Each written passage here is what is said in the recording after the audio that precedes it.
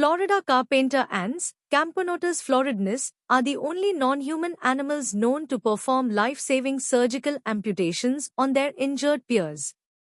While other species like chimpanzees use crushed insects to soothe wounds, these reddish-brown ants are unique in executing targeted, elective amputations to prevent the spread of lethal infections. Nestmates do not amputate blindly. They inspect the injury first. If the wound is on the upper leg, femur, they choose amputation. If it is on the lower leg, tibia, they switch to rigorous, sterile mouth cleaning because bacteria travel too fast from the tibia for surgery to save the ant. Precise mechanical execution. The surgical amputation is a deliberate, multi-step process.